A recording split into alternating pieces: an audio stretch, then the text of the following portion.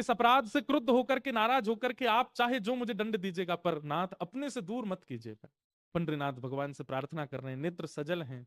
प्रबल प्रेम के पाले पड़कर हरि को नियम बदलते देखा, अपना मान टले टल जाए, पर भक्त का मान न टलते देखा। मेरा भक्त रो रहा है, मेरा प्रिय रो रहा है सामने बैठकर के, ठाकुर जी कैसे सहन कर पाते। इतने में ही श्री पंडरीनाथ भगवान एक नन्हे से कुमार बालक का रूप धारण किया। सुंदर कटाक्ष नेत्र हैं, सुंदर नासिका है, सुंदर अधर, सुंदर कान, सुंदर हाथ, सुंदर पैर, सुंदर छोटी सी पोशाक पहनी, सिर पर पाग बांधी, और महाराज तैयार होकर के बिल्कुल नटखट से एक नन्हे से कुमार बालक, मतलब लगभग आयु होगी 10-12 वर्ष की, और चाल ऐसी, ढाल ऐसी कि जो देखता है वही न्यौछावर हो जा रहा है।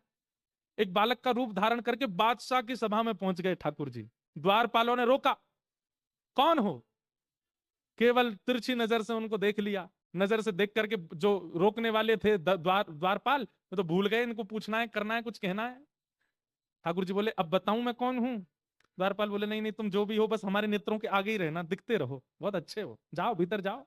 ठाकुर जी का सबसे बड़ा बाण यदि कोई है तो वो है उनका रूप, इतना सुंदर बना लेते हैं। कभी कभी मेरे मन में आता है कि राधा रमण, राधा वल्लभ बिहारी जी, पंडरीनाथ इतने सुंदर हैं कि महाराज ये स्थिर रहते हैं तो लाखों लोग इन पर दीवाने होते हैं। कहीं ठाकुर जी सचल प्रकट हो गए तो हम लोगों की स्थिति क्या होगी? पता है क्या होगी स्थिति? प्राण वार देंगे हम तो। कृष्णदास किए प्राण न्योछावर। ठाकुर जी पे अभी तो आप 500 की नोट चढ़ाते हो, अभी तो आप हीरा चढ़ाते हो, अभी तो आप सोना चांदी चढ़ाते हो। कहीं ठाकुर जी सचल प्रकट हो गए तो फिर प्राण ही चढ़ा दोगे। बोले, नाथ ऐसे ही देखत रहूं तो मैं जन्म सफल कर मानूं। इतना सुंदर वेश धारण करके ठाकुर जी जैसे ही पहुंचे राजा की सभा में, बादशाह की सभा में, बादशाह ने पहले तो चाल देखी, चाल देख करके आनंदित हो गया। जबकि स्वभाव ऐसा है कि पहले कितनी दोहरियां हैं, सब पे रोक दिया जाता है लोगों को, लेकिन चाल ढाल रूप इतना सुंदर कि सब रोकना भूल गए उनको। बादशाह भी कहना तो चाह रहा है, सेनापति मंत्री जाके देखो ये कौन है, लेकिन शब्द ही नहीं निकल रहा मुख से। बस मन हो रहा है ये थोड़ा और समीप आए, थोड़ा और समीप आए, थोड़ा और पास आ जाए, थोड़ा और पास आ जाए। ठाकुर जी आके सामने खड़े हो गए। बादशाह ने पूछा, तुम्हारा परिचय कौन हो? बोले, मेरे नाम तो अनेक हैं पर प्यार से सब लोग मुझे विठू विठू बुलाते हैं। क्या नाम है तुम्हारा? बोले, विठोबा। विठोबा?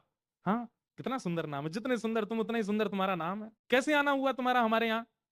बोले, अरे मेरे स्वामी हैं, मैं जिनका दास हूं, मैं जिनका सेवक हूं, ऐसे मेरे स्वामी, मेरे महाराज, मेरे सर्वस्व।